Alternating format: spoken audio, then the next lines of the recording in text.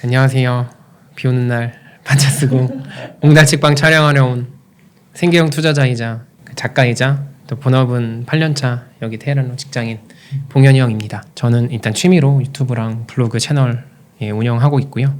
작년에는 나는 월급날 주식을 산다라는 우량주 적립식 투자 책을 쓴 작가이고요. 실제로 저는 월급 날마다 현금 비중 전혀 없이 전 재산을 이제 우량 주식과 비트코인에 투자를 하고 있는 투자자입니다. 그러면은 요즘에도 그 우량주와 비트코인을 모아가고 있으신가요? 다른 거 매수 안 하고요? 네. 올해는 그 2022년도 기준으로 그 700불 언더의 테슬라랑 그 2만 불 초반대에서 비트코인을 집중적으로 매수하고 있고요. 그 외에 보유 중인 주식은 매도하지 않고 그냥 보유만 하고 있습니다.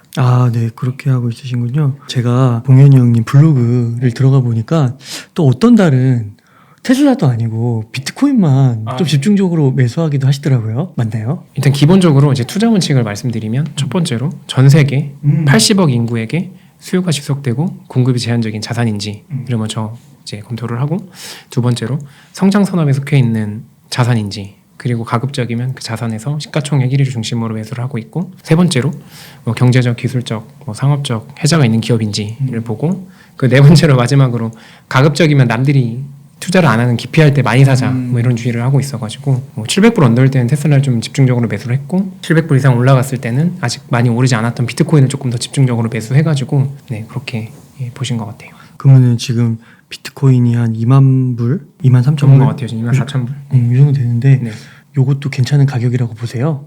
일단 저 가격을 맞출 능력이 없다 보니까 기본적으로 적립식으로 매수를 하는데, 가급적이면 남들이 막 작년 말에 8천만 원 넘었을 때 막 가져야 할 때보다는 지금처럼 모두가 관심에서 멀어졌는데 실제로 그 자산의 가치가 펀더멘털이 변동하지 않았다면 그럴 때는 좀 꾸준히 매수하는 편입니다. 그럼 지금도 현금이 좀 있으신 분들은 조금씩 매수를 해도 괜찮은 시기다, 그렇게? 만약에 비트코인이라는 자산에 확신을 갖고 장기적인 관점에서 투자를 하는 분들이라면 언제 매수해도 괜찮다 생각을 하고요.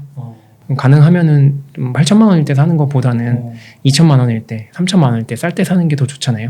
대신에 그게 바닥으로 더 내려갈지 그거는 맞출 수가 없기 때문에 가급적이면 적립식으로 그냥 꾸준하게 매수하는 거를 좀 권유하는 편입니다. 저도 실제로 그렇게 하고 있고요. 네, 그러시군요. 그러면 오늘은 한 요걸 한번 여쭤보고 싶은데, 그 비트코인 얘기를 이제 이번에도 좀 하셨고 지난번에도 좀 하셨고 그다음에 이번에는 진짜 2만 불 밑으로도 떨어지면서 좀 집중적으로 또 매수를 하셨다고 하셨잖아요.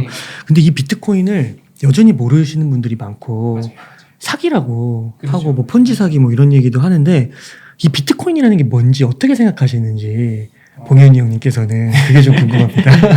어려운 질문이긴 한데, 이 어떤 대상이 사람이건 사물이건 현상이건 본인이 잘 모르는 거에 대해서 비판적인 입장을 취하는 건 좀 본능이라고 생각하거든요.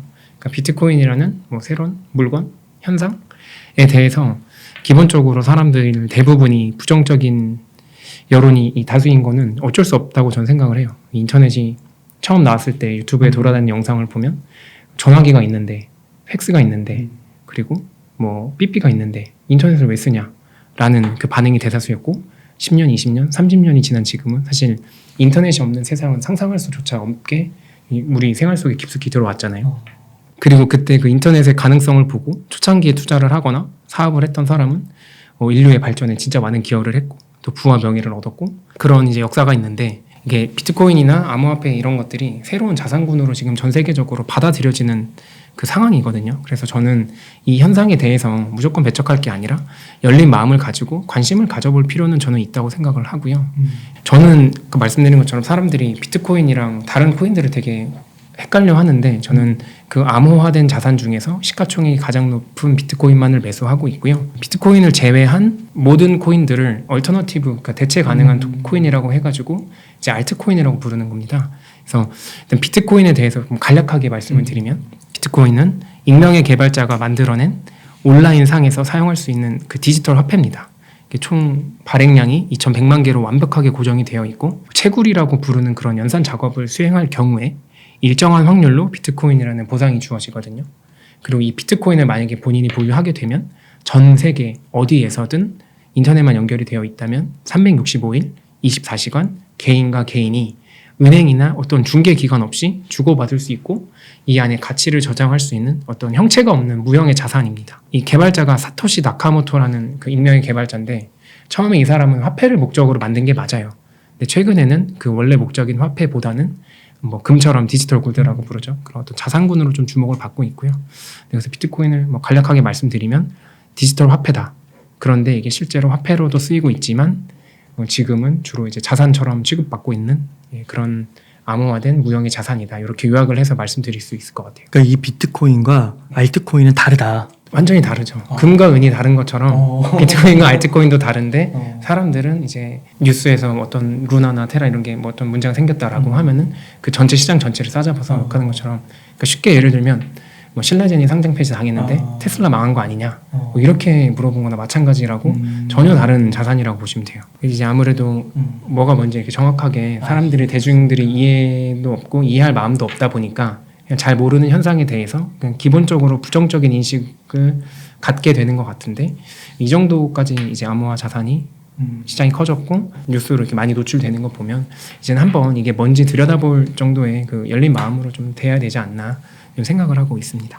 그래서 전자화폐적인 기능도 있고 또 자산으로서도 자리매김을 했고 자리매김을 해 나가고 있어요. 해 나가고 있고. 이게 뭐 했다라고 표현하기가 조금 조심스럽습니다. 그리고 또 우량자산에 대한 정의, 그 봉윤 형님께서 거의 유행어처럼 남겨주신 공급이 제한적인 자산의 가치는 상승하는데 그게 우리 5천만 내수로 국한할 게 아니라 전 세계 80억 인구에게. 그래서 그게 이제 비트코인과 맞닿아 있다. 저는 그렇게 생각하는 게 그 지구상에 있는 모든 물질 중에서 확실하게 발행량이 확정되어 있는 건 비트코인 말고는 없거든요. 뭐 금이나 석유, 가스도 다 유한한 자원이라고 하지만 그 발행량이 최대 얼마까지인지가 나와 있진 않아요. 지구 내에까지 파다 보면 더 나올 수도 있고, 뭐 화성에 가 있는데 뭐 금이나 은이 더 나올 수도 있고, 물론 이제 물리적으로 어려움이 당연히 있겠지만 그런 부분으로 봤을 때 현재까지 인류가 찾은 물건 중에 아니면 어떤 대상 중에서 발행량이 100% 확정적으로 정해져 있는 건 비트코인 밖에 없다. 그러면 아까 이제 표현하실 때도 그 자산으로서 자리매김 가는 중이다. 그러니까 뭔가 그게 성장하고 있는 거잖아요. 그렇죠. 아무래도 비트코인이라는 자산이 2008년도에 백서가 배포가 됐고 9년에 역사가 짧으니까. 네, 역사가 짧다 보니까 10년, 12년밖에 안 됐기 때문에 이제 성장하고 있다라고 보는 게 맞는 것 같아요. 그러니까 이게 실제 현실을 봐도 좀 실물이 없잖아요. 이게 비트코인이라는 게. 그렇죠. 그리고 딱히 사용처도 뭐 예전에 뭐 다큐멘터리 같은 데서 몇 번 본 것 같긴 한데 우리 눈에서는 사실 그래서 이게 과연 이런 무형의 비트코인이 이게 가치가 있다고 말할 수 있는 건지 앞으로 또 성장 가능성이 정말 있는 건지 궁금한 것 같아요. 일단 제 솔직한 생각을 말씀드리면 일단 가치라는 게 사실은 그 다수의 합의에 의해서 생기는 거라고 저는 생각하거든요. 그러니까 실제로 다수가 가치가 있다라고 인정을 해버리면 쓸모가 없는 물건일지라도 이건 가치가 있는 물건이 되거든요. 그러니까 일을 잘 못하는 사람도 뭐 부장님이 제 일 잘해라고 하면 에이스가 될 수 있는 것처럼, 그래서 실제로 이제 가치라는 건 그게 유형이든 무형이든 형태가 있든 없든 그건 중요하지 않은 것 같아요. 대신에 이걸 명확하게 누군가 소유할 수 있는지 그 여부가 좀 중요한 것 같고, 실제로 금을 예로 들면 그 최근에 돼서야 이제 반도체나 뭐 아니면 치과 치료에 쓰이고 뭐 스시에 좀 얹어주고 뭐 이런 식으로 그 수요가 있지만 그 더 100년, 200년 전으로 돌아가 보면 실제 금은 쓸모가 없었거든요. 장신구 외에는. 네, 장신구 외에는. 그것도 사실은 금이 비쌌기 때문에 장신구를 사용한 거지 장신구 수요가 많아서 금이 비싸진 건 아니거든요. 그러니까 실제로 쓸모가 없는 물건도 다수가 가치가 있다라고 인정을 해버리면 가치를 갖고 있고, 그래서 실제로 금 같은 경우는 그 쉽게 구하기 힘들고 그런 특성 때문에 진짜 실제로는 아무짝에도 쓸모가 없었지만 인류 역사상 5,000년 동안 가장 오래된 가치 저장의 수단으로 쓰여왔거든요. 그래서 형체가 있고 없고가 중요한 게 아니라 다수가 이걸 가치 있는 걸로 인식하느냐 아니냐가 중요한데, 지금 오늘 기준으로 전 세계에 있는 금을 다 팔잖아요. 그러면 애플, 테슬라, 구글, 삼성전자를 사고도 돈이 남아요. 금이 그렇게 시가총이 커요? 네. 근데 실제로 금이 제가 앞서 언급한 4개 회사만큼 인류 발전에 기여를 했다라고 보기는 어렵잖아요. 그러니까 그만큼 가치가 있는 게 아닌데 다수가 가치가 있다고 인정을 하면 그 가격을 갖는 거고, 그렇기 때문에 비트코인이라는 이 상품, 자산 역시 다수가 합의만 한다면 실제 용도로도 뭐 산업적으로는 쓸모가 없다고 하더라도 가치를 갖고 가격을 갖고 그걸 저장할 수 있는 수단이 될 수 있다고 생각을 합니다. 좀 열린 마음이 중요한 것 같아요. 그러니까 그 비트코인 가격은 좀 많이 떨어진 것 같은데 그 사토시인가요? 그 비트코인 하나 밑에 단위 8자리까지 쪼갤 수 있고 8번째 그 가장 작은 단위를 1사토시라고 불러요. 네. 쪼갤 수가 있는 거죠, 비트코인. 맞아요. 그러니까 그게 뭐 0점 몇 개인가 뭐 그런 지갑 그걸 갖고 있는 지갑의 수는 되게 폭발적으로 늘고 있다고 그러더라고요. 비트코인을 장기간 보유하고 있는 지갑의 수는 가격 변동과 무관하게 네. 계속해서 지금 늘어나고 있는 늘어나고 추세예요. 있어요. 비트코인은 그 모든 지갑이 다 장부가 공유가 되기 때문에 누가 어느 지갑에 몇 개를 가지고 있는지까지도 알 수 있는데, 대신에 그 지갑의 주인이 옹달림인지 봉현이 형인지 그건 익명이고. 본인이 밝히지 않는 이상 이제 드러나지 않는 거죠. 그래서 엄밀히 말하면 익명성이라기보다는 약간의 가명성의 특징을 가지고 있다고 볼 수 있을 것 같아요. 비트코인은. 그 장기 홀더들이 좀 는다는 거는 또 되게 어떻게 보면 미래의 성장 가능성이 있어서 긍정적으로 해석할 수 있을 것 같은데요. 아무래도 이 공급량이 절대적으로 2,100만 개로 제한이 되어 있다 보니까 수요가 그렇게 늘어나면은 아무래도 가격이 오를 여지가 더 높다라고 보는 게 합리적인 결론인 것 같아요. 그래서 봉현이 형님은 그 비트코인 그럼 포트폴리오 주식도 하시잖아요. 우량주 주식 투자. 그럼 이게 어떻게 포트폴리오 구성이 비율이 어떻게 되는 거예요? 일단 제가 기본적으로 남한테 투자를 권유하거나 뭐 자기 얘기할 때는 자기 포트폴리오도 좀 공개해야 된다 생각하는 주의인데, 저 같은 경우는 그 주식 자산 50%고 비트코인이 한 대략 50% 정도 가지고 있고요.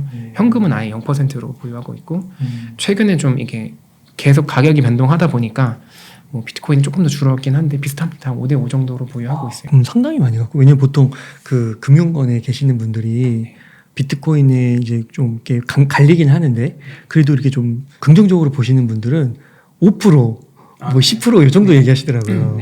근데 50%면은 상당한 건데요. 아무래도 이 자산에 대해서 충분히, 저는 6년 전에 사실 비트코인 처음 접해가지고 그때부터 사실은 많은 시행착오를 겪으면서 공부를 했었고, 또 그 시점에 그 비트코인에 대해서 부정적으로 주장했던 사람들과 긍정적인으로 주장했던 사람들의 그 주장들이 6년이 지났으니까 이제 어떤 사람이 진짜를 말했는지 진실을 말했는지 이제 어렴풋하게 드러나잖아요.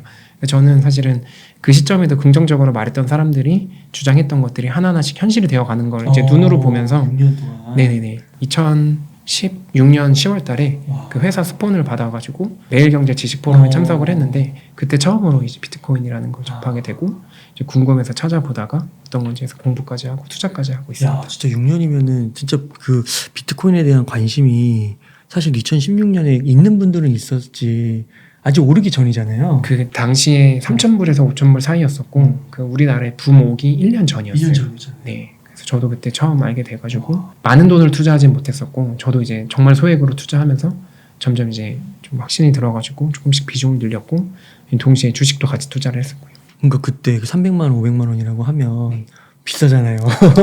삼성전자는 7만 원, 6만 원 뭐 이런데, 그러니까 그렇게 따지면은 그렇게 볼 수 있잖아요. 이거 뭘 이렇게 비싸. 그리고 아직 확신도 없고 알려지지도 않고. 그렇죠. 그리고 기본적으로 일단 정보가 너무 없다 보니까, 제한적이다 보니까 많이 살 수가 없지. 예, 많이 살 수가 없어요.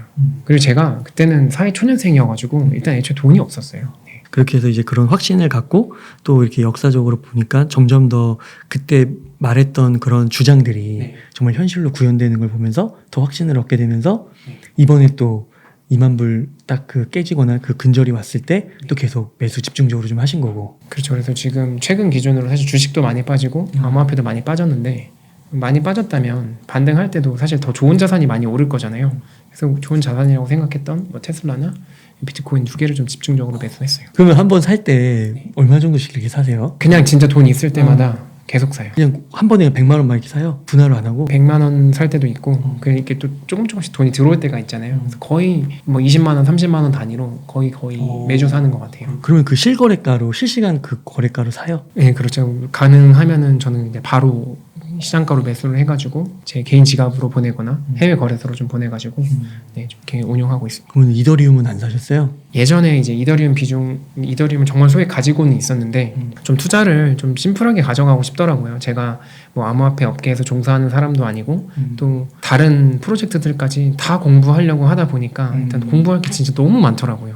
너무 많기도 하고, 그래서 좀 투자를 심플하게 하자. 대신에 제 투자 원칙에 맞는 수요가 지속되고 공급이 제한적인, 그 비트코인은 공급량이 제한되어 있지만 이더리움 같은 경우는 합의에 의해서 공급량이 늘어날 수도 있는 자산이거든요. 그래서 저는 비트코인이 제 투자 철학에는 더 맞다고 생각이 돼가지고 이더리움은 보유하지 않고 비트코인만 보유하고 있습니다. 네, 좋습니다. 그래서 실제로 그 믿음과 공부와 이성과 실제로 가격이 떨어질 때 매수까지 이렇게 어떻게 보면 지행합의를 하고 계신 건데, 그리고 제 상황에 맞춰서, 이더리움이 나쁜 투자라는 뜻은 절대 아니고 그냥 제 상황이나 성향에 맞게는 비트코인을 그냥 적립식으로 투자하는 게 낫겠다라고 생각이 들어서. 그러면 아까 그 비트코인이 화폐로서의 기능으로 시작했다고 했잖아요. 전자화폐. 개발자의 의도는 전자화폐였죠. 그 P2P 그 일렉트릭 머니라고 돼 있더라고요. 그 논문 보니까 일렉트릭 캐시. 그러니까 그러면 우선은 그게 앞으로 성장한다고 하셨으니 비트코인이 화폐적인 역할을 하실 거라고는 보나요? 미래에? 일단은 실제로 지금 특정 국가에서는 화폐 역할을 하고 있고요. 그리고 저는 이 지구상의 어떤 것도 화폐가 되지 못할 이유는 없다고 생각하거든요. 그러니까 어떤 것도 화폐가 될 수 있다는 뜻인데, 지금 우리가 지구상에 지금 현재 살아있는 사람들이 대부분 이제 1950년대 이후 출생자일 거잖아요. 그럼 현대 사회에서 국가가 100% 통제하는 화폐만 사용한 경험이 있는 사람들이거든요. 이 전부 다. 그런데 역사적으로 잘 돌아보면 화폐는 진짜 항상 변해 왔었습니다. 진짜 멀리 원시시대로 돌아가 보면 잉여 생산물이 발생을 했고, 그다음 남는 걸 가지고 원래 물물 교환을 했는데 이게 단점들이 너무 많았어요. 그래서 이걸 개선하기 위해서 인간 사회에 국가보다 화폐라는 개념이 먼저 이제 탄생이 됐거든요. 그래서 실제로 이 국가가 화폐를 발행한 게 아니라 인간이 필요에 의해서 스스로 그 시점마다 화폐의 특성에 맞는 어떤 물건이나 대상을 가지고 화폐로 사용을 했었고요. 그래서 과거 어떤 책 같은 거 보면은 어떤 지역에서는 뭐 조개 껍데기, 뭐 조약돌, 뭐 유리구슬, 뭐 쌀, 후추, 소금 이런 거를 이제 화폐로 사용했다는 기록이 있고요. 그리고 이집트 지역에서 이제 금이 이제 발견이 되고 생산량이 늘어나면서 특정 국가는 금, 은, 구리 같은 이런 금속이 전 세계 각 지역에서 화폐로 사용이 됐었습니다. 실제로. 그리고 그 이후에는 이 금속도 한계가 있잖아요. 너무 무겁고 많은 양을 움직이기에는 불편하다 보니까 이제 그런 걸 이제 금속 화폐를 담보로 이 종이 증서가 이제 교환이 됐고 이 종이 화폐가 되고 이 신용카드를 거쳐서 2022년 오늘날 우리는 이 암호화된 화폐를 마주하고 있다고 생각하거든요. 그래서 이렇게 생각해보면 저도 10년 전에 제가 2008년도에 GOP에서 군생활을 했었는데 거기서는 진짜로 그 라면 있어요. 간짬뽕이라고. 그 라면을 진짜 화폐처럼 썼거든요. 야, 너 이거 나 주라. 내가 라면 5개 줄게. 그래서 이런 사례만 봤을 때 그리고 또 뭐 얼핏 듣기로 교도소 이런 데서는 담배를 화폐로 쓴다고 하더라고요. 그러니까 잘 생각해보면 화폐라는 게 꼭 누군가가 지정해서 이거 써야 된다라고 이렇게 지정하는 게 아니고 다신 이제 국가라는 집단이 지금 오늘날의 권력이나 어떤 질서를 유지하기 위해서 정해준 거죠. 그래서 결론은 비트코인이 화폐가 될 수도 있고 안 될 수도 있다. 어떤 물건이든 화폐가 될 수도 있다. 이거를 조금 사람들이 인지를 하는 게 중요한 것 같아요. 그리고 실제로 아까 말씀해 주신 것처럼 그거를 법정화폐로 쓰는 국가도 나타나는 거고. 네, 그 실제로 엘살바도르라는 이제 남미의 작은 국가가 그 아마 인구가 한 500~600만밖에 안 될 거예요. 그 지금 법정 통화로 해서 1년째 쓰고 있고, 2021년도에 엘살바도르가 그 비트코인 컨퍼런스에서 법정 통화를 이제 발표를 했었고, 올해 5월달에 중앙 아프리카 공화국에서 두 번째로 비트코인을 법정 통화로 이제 인정을 하고 발표를 했죠. 실제로 근데 그 두 개 국가 말고도 뭐 파나마나 그다음 포르투갈의 일부 지역, 그 유럽의 일부 지역들에서는 이 법정 통화로 발표를 하지 않았을 뿐이지 그 진짜 법정 통화처럼 쓰는 것도 있고 세금 내는 것도 있고 뭐 일부 지역에서는 그런 게 있다고 해요. 그거 맞아요. 법정화폐까지는 아니더라도 그 스위스인가요? 막 그런 데서도 맞아요. 비트코인 거래가 되게 활발하고 카페에서도 다 쓴다고 하더라고요. 그런 게 이제 좀 확대될 수 있다. 그렇죠. 이제 화폐는 그 선택되는 거지 누가 지정해 주는 것은 아니다. 네. 그러면은 만약에 그 비트코인이 이제 화폐로서 만약 커지기 시작하면 긴장하는 세력들이 나타날 수 있잖아요. 당연히. 그거를 반대하는 예를 들면 뭐 정부일 수도 있잖아요. 그 정부의 규제가 만약에 막 들어간다 했을 때 그런 게 또 죽을 수 있지 않을까. 그러니까 실제로 비트코인이 2008년도에 백서가 배포가 됐고 2009년도에 첫 채굴이 발생했고 2010년도에 그 민간에서 개인 간의 피자 거래로 쓰면서 화폐로서의 첫 출발을 했었고 이후에 12년이 흘렀거든요. 그럼 12년 동안 수없이 많은 정부와 언론들이 비트코인을 탄압을 했었어요. 예, 그런데도 아직까지 없어지지 않았잖아요. 그럼 정말 뭐 이게 비트코인의 검열 저항성이니 뭐 기술적이니 뭐 블록체인 뭐 이런 분산 장분이 이런 걸 다 떠나서 12년 동안 없애지 못했는데 없앨 수 있을까요? 네, 최근에 아마 올해 중국에서 올해 초에 그 비트코인 채굴이랑 이제 거래 자체를 다 금지시켰는데도 그 순간에만 일시적으로 좀 이렇게 수그러들었지 아직 이제 실제 데이터 상으로 비트코인이 여전히 중국에서 채굴이 되고 있고 개인 간에 실제로 거래할 때 쓰고 있다는 것도 여전히 네, 많이 이제 이야기가 나오고 있어서 엄밀히 말하면 없애고 싶었는데 못 없앴다. 왜냐면 정부가 비트코인을 없애려면 고소를 해야 되잖아요. 기소를 해야 되는데 그 기소할 대상이 없어요. 테슬라는 뭐 일론 머스크가 있고 페이스북 이제 메타 이 회사는 뭐 저커버그가 있고 뭐 국내는 뭐 이재용 회장이 있고 이런 식으로 특정 기업을 이끄는 그 리더가 있고 그 리더를 기소하면 되는데 실제로 비트코인을 만약에 없앤다라고 했을 때 어딘가를 쳐들어가서 그 서버를 압수수색하고 CEO를 잡아야 되잖아요. 근데 그 잡을 대상이 없잖아요. 그거를 싱글 포인트인가? 뭐 그렇게 얘기하던데. 아니 그렇죠. 이제 검열 정황서 단일 실패 지점이 없다 뭐 이런 거죠. 그게 없는 거죠. 그렇죠. 이제 공격할 대상이 없는 거예요. 그리고 공격하면 여기 있는 채굴자들이 전 세계로 흩어져가지고 또 다른 데서 채굴을 해버리고 음지에서 채굴을 해버리니까 차라리 이걸 없앨 수 없다면 이제 받아들이고 규제하고 이제 통제하는 식으로 하자. 그래서 실제로 옛날에 인터넷이 처음 나왔을 때 그 인터넷 맥시멀리스트라고 해야 되나요? 이 광신도들은 이 인터넷이 지금 현대사의 모든 국가를 다 전복시킬 거라고 생각을 했었대요. 그 정도로 인터넷의 가능성을 높게 봤는데 실제로는 이 정부가 인터넷이라는 기술을 포용하면서 인류 발전에 이제 되게 많은 기여를 했잖아요. 그래서 블록체인 기술이나 이 비트코인도 장기적으로는 이 지금 규제를 통해서 좀 긍정적인 방향으로 나아가지 않을까라고 기대를 하고 있고 지금은 그 과도기에 있어서 많은 사람들이 부정적이고 불안한 상태다라고 저는 보여져요. 그래도 6년 전보다는 확실히 그때보다는 안정적인 거죠. 그때랑은 진짜 비교할 수가 없을 정도로 지금 투자하는 사람들도 늘었고 이 정보도 많이 대중화됐고 또 예. 그러면 앞으로 이 비트코인이 조금 더 만약에 이제 말씀해 주시는 거를 긍정적으로 받아들여서 앞으로 더 확대된다고 했을 때 좀 어디서 이렇게 수요처들이 좀 더 새로운 것도 있을 거고 확대되는 것도 있을 거고 어디서 좀 이렇게 수요처가 늘어날까요? 아까 말씀드린 대로 비트코인의 수요가 늘어야 당연히 가격이 오르는 거잖아요. 그래서 제가 생각했을 때 우리가 사는 사회에서 사람들은 다 간절하고 시장은 똑똑해서 그 항상 돈은 더 나은 자산으로 자연스럽게 흘러가게 되어 있다 생각하거든요. 그래서 기본적으로 지금 현대 사회에서 우리가 이 투자를 해야 되는 이유가 열심히 일을 하고 번 돈을 은행에 저축을 하면 장기적으로 가치가 떨어지는 구조가 되어 있잖아요. 정부에서 부채를 발행해서 시중의 통화량을 늘리고 그 늘어난 통화량은 또 팽창해가지고 이 자신의 노동력, 그러니까 노동의 대가를 현금으로 갖고 있는 사람들의 부를 빼앗아 가니까 제가 생각했을 때 통화량을 무제한적으로 찍어내는 지금 전 세계 모든 국가에서 저는 수요가 늘어날 거라고 생각을 해요. 예외 없이 모든 자본주의를 채택한 모든 국가에서 안 하는 곳이 없으니까 자본주의를 채택한 나라는 기본적으로 통화가 팽창해야지만 성장을 하니까 그래서 전 세계 모든 나라에서 조금씩 수요가 늘어날 수밖에 없다고 생각을 하고요. 근데 그 정도가 심한 나라들이 있어요. 진짜 완전히 자국 통화 체계가 무너진 나라들. 뭐 최근 기준으로 예를 들면 뭐 베네수엘라나 레바논, 터키, 아르헨티나 같이 이런 진짜 통화 정책이 손을 쓸 수 없을 정도로 망가진 이 제3세계에서 좀 집중적으로 수요가 늘어나고 있는 상황이거든요. 이게 비트코인의 변동성이 심하지만 실제로 이런 나라는 자국 화폐 가치 변동이 더 심해요. 그래서 오히려 비트코인을 갖고 있는 게 더 안정적이라고 하더라고요. 그래서 전 세계적으로 자본주의를 채택한 나라에서 점진적으로 비트코인에 대한 수요가 늘어날 건데 그 중에서도 통화 체계가 망가진 나라들 중심으로 비트코인의 수요가 더 늘어날 거고 그게 더 늘어날 거고 제3세계일 가능성이 높으니까 제3세계부터 법정통화로 채택하는 나라들이 생겨나고 있는 거죠. 실제로 멕시코 같은 나라도 그 상원의원이 법안을 발의했어요. 상정을 했어요. 지금 준비하고 있는 걸로 알고 있고 여러 나라에서 그런 움직임들이 있습니다. 법정통화로 하려는 움직임이 있는데 그 나라들을 살펴보면 보통 다 제3세계예요. 그러니까 한국이나 뭐 일본이나 이런 전 세계에서 상위의 어떤 무역 강국들은 그런 움직임까지는 보이지 않고요. 제가 느끼는 게 봉현이 형님께서 비트코인 투자를 아무래도 하다 보니까 시각이 되게 글로벌적이신 것 같아요. 비트코인뿐만 아니라 주식 투자를 할 때부터 저는 처음부터 지구가 둥글잖아요. 모두가 다 러시아랑 우크라이나에서 전쟁이 나면 우리 대한민국에까지 바로 실시간으로 영향을 받는 세상에서 살고 있는데 투자만 따로 떼어놓고 국내에 국한하는 건 저는 그게 더 말이 안 된다고 생각을 했어가지고 주식 투자를 할 때도 전 세계 80억 인구한테 수요가 지속되고 공급이 제한적인 제품이나 서비스를 제공하는 기업에 투자를 하는 걸 원칙으로 삼았었거든요.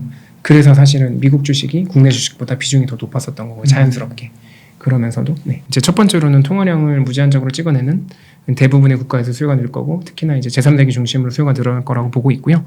두 번째로는 지정학적인 리스크가 있는 국가에서 아마 수요가 늘어날 거라고 보고 있습니다.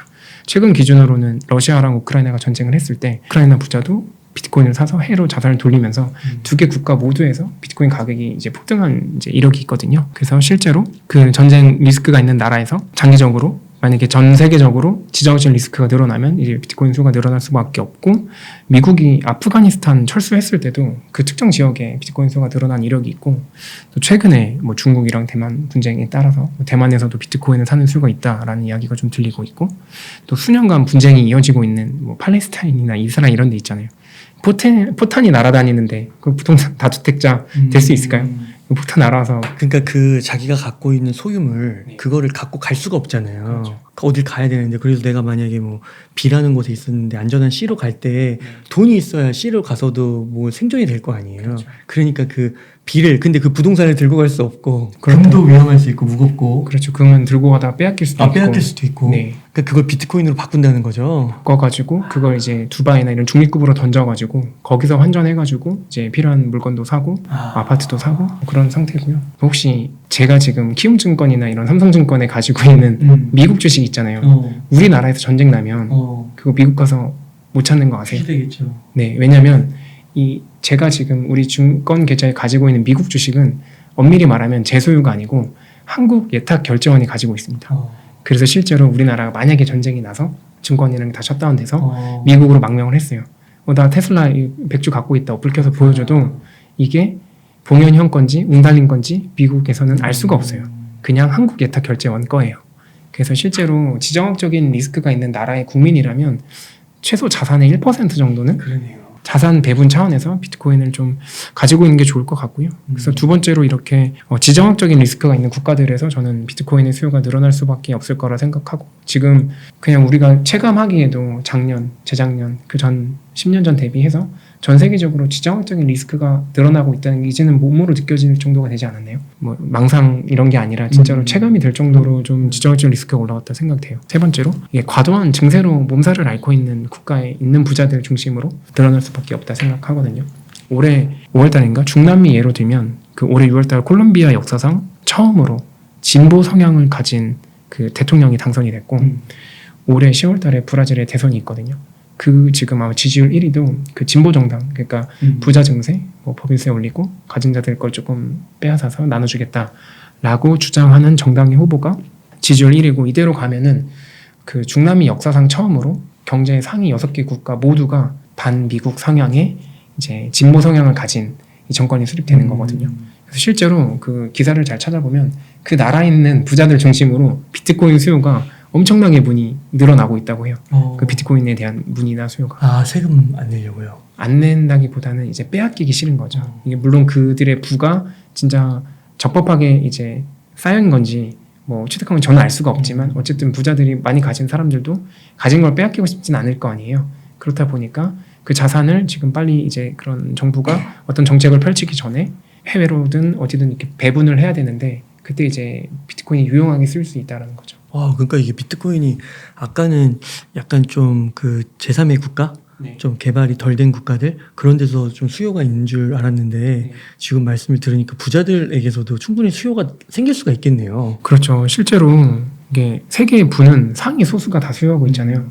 실제로 80억 인구가 비트코인을 다 가질 필요도 없고 가질 수도 없어요. 2,100만 개밖에 없어서. 그냥 상위에 있는 1%만 비트코인에 대해 수요가 늘어나면 비트코인 가격은 지금이랑 저는 같지 않을 거라고 생각을 하고요. 그래서 저는 전 세계 모든 사람들한테도 수요가 있고 부자한테도 수요가 있고 가난한 나라의 사람들한테도 사실은 수요가 있다 생각하거든요. 비트코인이 장기적으로 지금 가격이 사실 최고점 대비해서 이런 말을 하는 것들이 얼마나 사실 설득력이 있을지 모르겠지만 가난한 사람한테도, 가난한 나라의 사람들한테도, 사실 그 나라 사람들은 은행 계좌도 없고 은행 계좌를 만들어도 증권 계좌도 없고 증권 계좌를 만들어도 그 나라에 살만한 주식이 없거든요.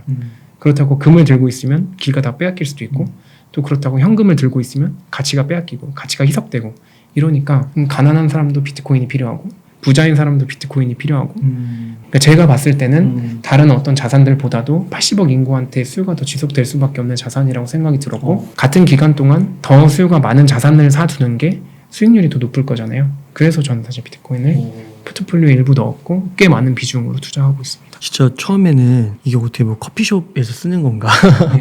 뭐 책 살 때 쓰는 건가 뭐 이런 것밖에 생각을 못했는데 지금 봉현이 형님께서 수요가 생겨날 수 있는 곳 크게 세 가지를 얘기해 주셨어요. 하나는 통화량이 느는 곳, 자본주의를 채택한 모든 국가죠. 요즘에 그런 빼놓을 그런 국가들 거의 없잖아요. 지금 전 세계 모든 공산주의도 실제로 경제는 자본주의를 채택하고 있으니까 지금 전 세계라고 봐야 되겠죠. 또 지정학적 리스크 이런 것도 러시아 우크라이나도 그렇고 뭐 대만 중국은 아직 뭐 나오진 않았지 뭐 그런 위기들이 앞으로 생길 때마다 정말로 그 뭔가 내가 생존에 처해가지고 전쟁의 상황에서 피난을 갈 때 필요할 것 같아요. 그리고 세 번째는 과도한 증세. 그래서 좀 부자들에게서도 이런 수요가 생길 수 있다. 오, 충분히 뭐 설득력 있는데요? 여러 가지 상황을 돌아봤을 때 비트코인의 수요가 늘어날 가능성이 줄어들 가능성보다 높다라고 저는 판단이 됐어요. 아, 그러면은 혹시 이런 질문 어떠세요? 이게 이렇게 진짜 이 비트코인을 예를 들면 이제 이더리움도 막 있고 네. 막 알트코인들이 막 생기잖아요. 그것처럼 아예 이 비트코인 또 막 투명하다고 하니까 제2의 비트코인, 제3의 비트코인으로 복제해버리면 되는 거 아니에요?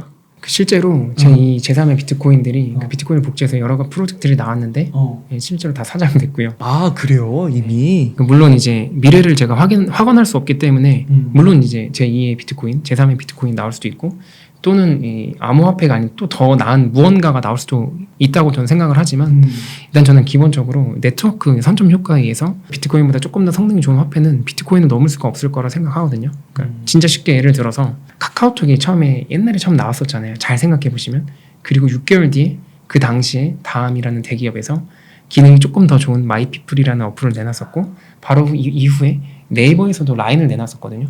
근데 사람들 그때 왜 라인이랑 마이피플 안 쓰고 카카오를 썼을까요? 먼저 썼으니까 그래요. 그래서 실제로 이제 카카오톡이 시장 전체를 점유하고 물론 지금 이제 라인 쓰시는 분도 많이 계시지만 그렇게 됐었는데 뭐 이더리움은 일단 기본적으로 비트코인이랑 좀 출발점이 달라요. 단순히 화폐나 가치 저장 수단 역할을 하는 제2, 제3의 비트코인이 나온다고 하더라도 저는 제1의 비트코인을 이길 수가 없을 거라고 생각하고 만약에 그런 조짐이 보인다고 하면 그때 좀 분산 투자하면 된다 생각하거든요.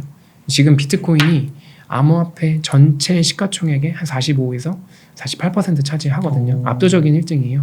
이더리움이 아마 그 반 정도 되는 걸로 알고 있는데 좀 정확히 모르겠지만 그래서 지금 굳이 시가총액 1등 자산이 있는데 굳이 뭐 2, 3, 4등 거를 노리는 것보다는 안정적으로 이 시장 자체가 아직 미숙한 시장인데 굳이 거기서 리스크를 안 할 필요가 있나? 그 말씀을 들으니까 진짜 좀 비트코인 투자를 하기로 마음먹었는데 앞으로 제2의 비트코인, 제3의 비트코인 나오는 거 아니야? 그것 때문에 투자 안 하는 건 조금 이상한 것 같기도 해요. 나오면은 그때 말씀하신 대로 분산 투자해도 되고 팔아서 사도 되고 어차피 평가는 시장이 해줄 거예요. 저는 그걸 지켜보고 있다가 이게 만약에 좀 괜찮다라고 판단이 되면 소액씩 이렇게 분산을 하면 될 것 같고 지금 기준으로는 그래서 만약에 암호화된 자산, 디지털 자산에 투자를 하신다고 하면 일단 시가총액이 가장 높은 비트코인이 지금 3,100만 원 정도 기준으로 한 600조가 넘는 자산이니까 이게 삼성전자보다 더 큰 자산이거든요. 그러니까 한번 그거부터 공부를 해보시고 적립식으로 투자해 보시는 게 좋지 않을까 생각하고 있습니다. 아, 네, 좋습니다. 이렇게 오늘 비트코인에 대해서 굉장히 많은 공부를 한 것 같은 이런 느낌이 드는데요. 기술적인 부분은 사실 인터넷이나 유튜브에 더 설명 잘 하시는 분들도 계시고 저도 제 전공이 아니다 보니까 뭐 많이 알려드릴 수는 없지만 좀 상식적인 선에서도 그런 백그라운드가 기술적인 백그라운드가 없어도 분명히 확신을 갖고 투자할 수 있다는 부분들을 말씀드리고 싶어요. 이 정도만 들어도 비트코인 아마 되게 많이 이런 거였구나 비트코인 이렇게 놀라시는 분들 배우시는 분들 되게 많으실 것 같아요. 아 진짜요? 저는 되게 재밌어서 관심 갖고 보고 있는데 또 관심 없는 분들은 그냥 뭐 가격이 올랐네 떨어졌네 망했네 이런 것만 보시니까 자극적인 것들만 보시니까 그러면 자극적인 거 하나 여쭤볼게요. 우선 가격이 이렇게 많이 좀 떨어졌는데 불안하진 않으셨어요? 당연히 불안하죠. 불안하긴 불안한데 저는 일단 불안할 때 항상 이걸 생각해요.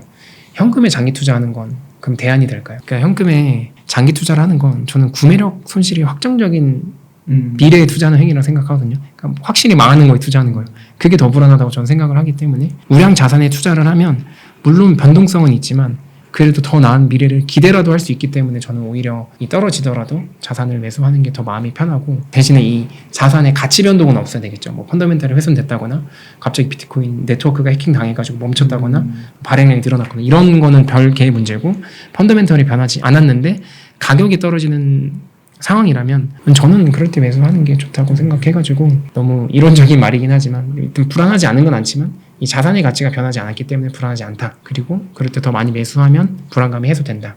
어차피 현금에 장기 투자하는 건 대안은 아니다. 차라리 변동성이 있더라도 더 나은 미래를 꿈이라도 꿔보는 게 낫지. 확실하게 구매력 손실이 확실하게 망하는 미래에 투자하는 건 전 그게 더 이렇게 암호화폐 겨울이라고 표현을 하더라고요. 크립토 윈터. 근데 그러면은 봉현이 형님은 2016년에 들어오셨으면 이번에 두 번째 경험 아니신가요? 2018년도 초에 그때 한번 진짜 대폭락이 있었거든요. 그때 진짜 정통으로 맞았었고 그리고 그 전에 코로나 때도 사실은 많이 빠졌었어요. 그때도 빠졌는데 그때는 제가 이제 그 시절에는 주식을 조금 더 집중적으로 투자를 했어가지고 그걸 체감을 못했고 이번에도 사실 체감을 좀 세게 했죠.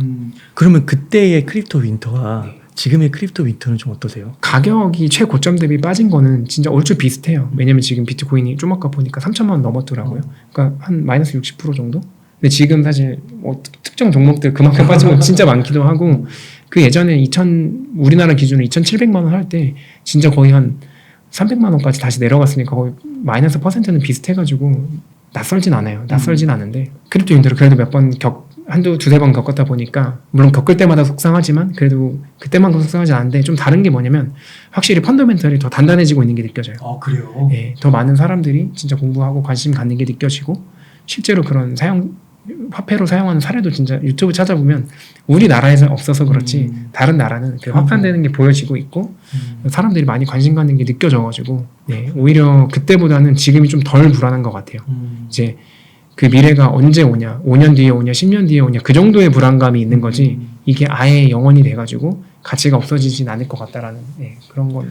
그러니까 이번에 처음으로 이 크립토 윈터를 경험하시는 분들은 물린 분들이 많을 것 같은데 네, 그렇죠. 그 8천만 원에서 내려왔으니까요. 네. 그럼 이분들이 좀 불안한 거는 이거 버티면 진짜 올라가긴 하는 거야. 이게 되게 불안할 것 같아요. 그때 2018년? 19년? 그때 18년 크립토 윈터 맞았을 때 그때 이거 다시 올라갈 거다라는 확신은 있으셨나요? 그때는 오히려 더 없었어요. 그 당시에는 진짜로 정부가 나서서 법무부 장관도 이거 사기다, 가상 징표다 사기라고 했었고 실명 언급하기 좀 그렇지만 그 우리나라에서 그래도 다수에게 지식인이고 이게 좀 존경받는 작가님이라고 표현되시는 그런 분들까지 나타나서 이거는 말려야 된다라고 너무 강한 논조로 말씀하시고 펀지 사기도 그런 식으로 말씀하시니까 좀 위축이 됐었는데 오히려 지금은 더 괜찮은 것 같아요. 그렇게까지 세게 말하는 사람 잘 생각해보면 별로 없어요.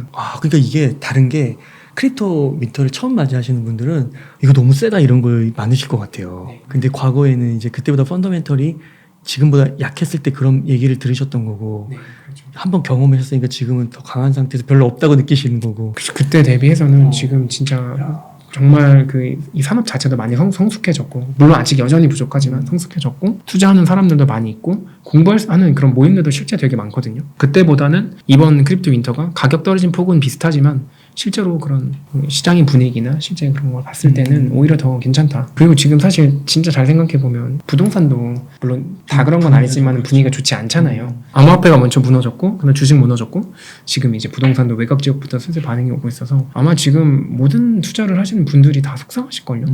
그렇다고 반대로 현금을 왕창 들고 있는 사람들도 불안하긴 마찬가지인 게 매달 지금 물가가 얼마나 오르고 있어요. 그러니까 모두가 불행한 시대가 된 것 같아요.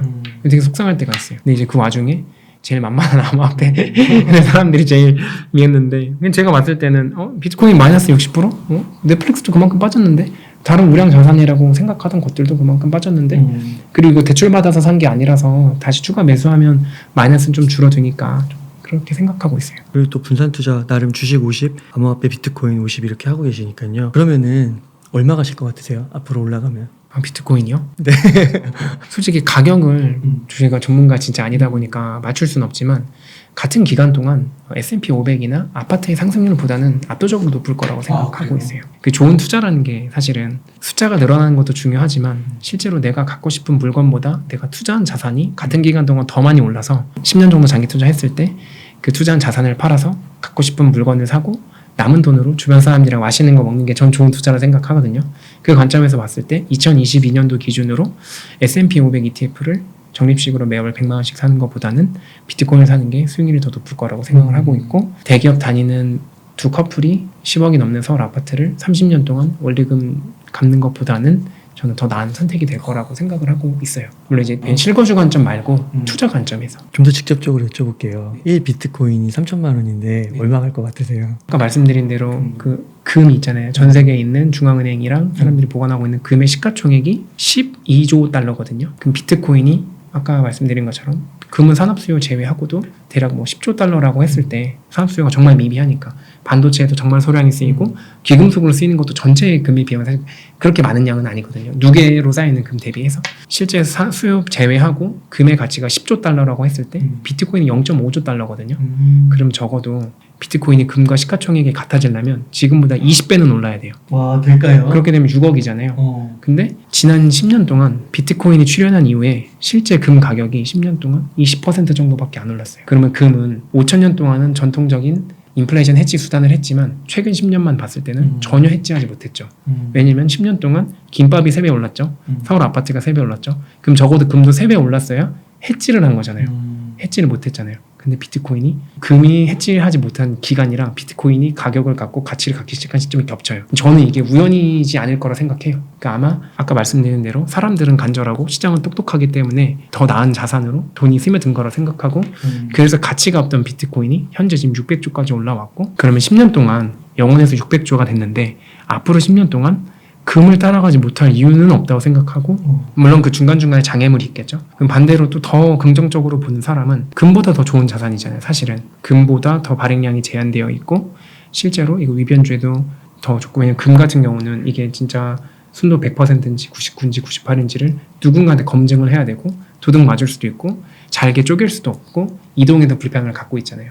그 모든 거의 단점들을 비트코인이 보완할 수 있고 비트코인 같은 경우는 전혀 그 위원주에 취약하지 않고 위원주에 강하고 소수점 8자리까지 쪼갤 수 있고 지구 반대편으로 마음만 먹으면 언제든지 보낼 수 있고 그런 특성이 있기 때문에 만약에 비트코인이 금보다 더 나은 자산이라고 하면은 비트코인 시가총액이 금보다 비싸야 되니까 20배, 뭐 25배가 아니라 그 이상도 갈 수 있다라고 단순히 금이랑만 비교했을 땐 그렇게 전 세계 화폐, 통화와 비교했을 때 이게 더 나은 화폐라는 이제 확신이 들면 그 화폐들의 시가총액도 잡아보겠죠. 앞으로 10년 5억. 저는 10년에 앞으로 10년 동안 최소 5억 갔으면 좋겠다.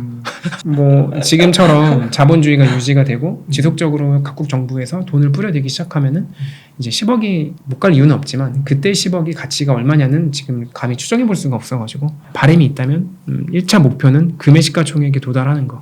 그렇게 되면은 그게 비트코인이 개당 5억 정도는 가야 되는데 그게 실제로 지금처럼 정보가 실시간으로 전 세계에 다 공유되는 시대에서 만약에 이게 좋은 자산이라는 게 확실하고 이 확신을 가진 사람들이 빠른 속도로 늘어난다면 그렇게 멀지도 않을 거라고 생각을 하고 있어요.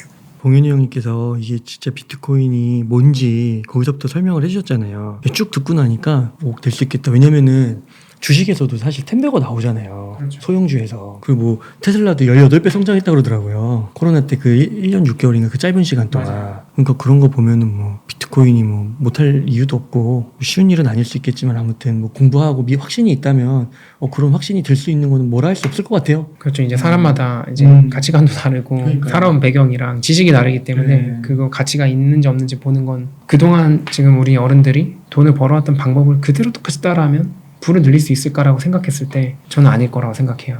뭔가 새로운 게 우리 세대에 있을 거고 그 새로운 걸 본 사람이 조금 더 많은 기회랑 풍요를 누리지 않을까 싶고요. 옛날에 강남에 처음 개발했을 때 그때 그 누가 사냐고 다 배밭인데 왜 사냐고 이렇게 말을 했다고 하시더라고요. 지금 이렇게 됐잖아요. 비트코인도 그렇게 되지 말란 법은 없다는 거죠. 예, 감사합니다. 그러면은 봉현이 형님 마지막 질문인데요. 네. 근래 뉴스나 책들을 좀 보면서 좀 인상 깊었던 게 좀 있으셨는지. 네. 제가 사실 지금 비트코인의 화폐랑 자산으로서의 두 가지 성격을 말씀드렸잖아요. 그 사람들이 비트코인을 일단 첫 번째로 디지털 화폐, 두 번째로 디지털 골드 이 정도로 인식을 하고 있는데 장기적으로 보면 이 비트코인은 그 비트코인 네트워크에서 쓰이는 통화고 이 네트워크가 사실 되게 중요한 가치를 가지거든요. 이 비트코인 네트워크 위에 라이트닝 네트워크라는 그 세컨드 레이어를 쌓아 올려서 실제 사용성 있는 뭐 송금 어플 같은 것도 만들 수가 있고요. 이를 통해서 실제로 우리나라에는 지금 서비스가 제한되어 있지만 뭐 결제하거나 송금하는 어플리케이션들이 뭐 개발돼서 전 세계적으로 사용되고 있고 이 비트코인 레이어를 이렇게 쌓는 거예요. 그래서 앱을 만드는 거예요, 위에다가. 그 위에다가 이제 앱을 구현시킬 수가 있고 그래서 실제로 그게 인터넷이랑 똑같네요. 맞아요. 프로토콜 그 위에. 맞아요. 그 우리가 쓰고 있는 그 TCP IP 이거 프로토콜도 사실은 인터넷 망 위에 1, 2, 3, 4, 5, 6, 한 7번째 정도 단계에 되는 그 레이어를 쌓아가지고 우리가 사용하고 있는 거거든요. 그래서 비트코인도 그 비트코인 통화가 유지되는 그 베이스 레이어가 있고 그 위에 뭐 1, 2, 3 이렇게 쌓을 수가 있는데 이게 이론상으로만 사실 옛날에는 얘기가 됐었는데 지금 6년이 지나니까 실제로 그게 구현이 되고 있고 아 그래요? 네. 그래서 이번에 2022년 올해 비트코인 컨퍼런스에서 실제로 그 몇몇 스타트업들이 비트코인 네트워크 위에 레이어를 쌓아가지고 와. 우리가 쓰는 카카오톡이나 지메일 그런 어플들을 시연하는 영상 같은 게 있었어요. 진짜로 비트코인이 이제 화폐로서도 그리고 자산으로서도 그 다음에 네트워크로서도 또 이제 가치를 갖게 되면 이 수요가 엄청나게 많아질 거라 생각하는데 예, 그래서 저는 최근에 그 웹 3.0 사용 설명서라고 그 샌드뱅크라는 그 암호화폐 관련 비즈니스 하고 있는 그 백훈종 작가님이 책을 냈는데 여기에 그 비트코인 컨퍼런스에서 이제 언급했던 그런 서비스들이 되게 한국어로 언급이 돼 있어요? 예, 구체적으로 이렇게 잘 설명되어 있더라고요. 예, 그런 책을 저도 사실 되게 많이 찾았었는데 그래가지고 그 책 한번 보시면 제가 설명드린 것처럼 비트코인의 화폐로서의 가능성과 자산으로의 가능성을 확인하시고 그 위에 추가로 무언가가 더 있다. 근데 이게 과거에는 이론상으로만 존재했는데 실제로 지금 많은 개발자들이 참여하면서 구현이 되어가고 있고 아직 상용화되진 않았다. 근데 만약에 이게 이 상용화까지 된다면 사실은 비트코인의 가치는 이제 더 커질 수 있는 거죠. 물론 이제 이건 아직은 망상이라고 보일 수도 있는데 실제로 그걸 한번 검색을 해보시고 책도 읽어보시고 유튜브 찾아보시고 해서 그 본인이 그게 가능성이 있다고 판단이 되면 투자를 하면 되는 거고 실현 가능성이 없다고 생각이 되면은 그냥 뭐 적금하시던지 다시 투자하시면 될 것 같습니다. 웹 3.0 사용 설명서는 조금 더 이제 약간 암호화폐 쪽이랑 연관이 있다라고 봐야 될까요? 그렇죠. 이제 암호화폐 특히 비트코인에 대해서 조금 더 중점적으로 풀고 있고 지금 우리가 살고 있는 시대를 웹2 시대라고 하는데 이제 그 다음 세대가 왜 필요한지 그러니까 요즘에 서점 가니까 웹 3.0 그걸 제목으로 단 책들이 많더라고요. 예, 근데 사람들이 이게 사실 뭔가 싶잖아요. 뭐 웹3는 뭐고 웹2는 뭔지도 모르겠고 그런 것들을 한번 공부해 보시면 좋을 것 같고 네, 비트코인이 어쨌든 화폐로도 가능성이 있고 자산으로서도 가능성이 있고 네트워크로서도 가능성이 있다. 이 세 가지가 중요하다라는 걸 아시고 투자를 하셨으면 좋겠어요. 그래야 떨어져도 버틸 수 있고 더 살 수 있고. 예, 매수 매도를 결정할 수도 있고 떨어졌을 때 추가 매수를 결정할 수 있고 그런 힘이 되는 것 같아요. 그러면 봉현이 형님 끝으로 시청자분들께 한 말씀 해주시죠. 일단 그 현금의 가치를 저장하면 우리의 소중한 인생이 강탈당하는 시대를 우리가 살아가고 있다 생각하거든요. 그 지금 시대를 살아가는 모든 사람들이 어쨌든 우량한 자산에 올바른 방법으로 투자를 해서 그 각자 노력한 거에 대한 정당한 보상을 다 누렸으면 좋겠고 또 그 과정에서 이게 서로 뭐 부동산이 낫네, 주식이 낫네, 암호화폐가 낫네 이렇게 서로 경쟁하기보다는 그 같이 힘든 시대를 살아가는 사람들끼리 위로하고 좀 보듬어 줄 수 있는 사이가 됐으면 좋겠고 또 저도 그런 사람이 되고 싶거든요. 돈이 많은 사람들도 보니까 우울증에 걸리고 또 자살까지 하는 그런 극단적인 선택을 하는 걸 보면 인생에 있어서 분명히 돈보다 더 중요한 뭔가가 있을 거라고 생각을 해요.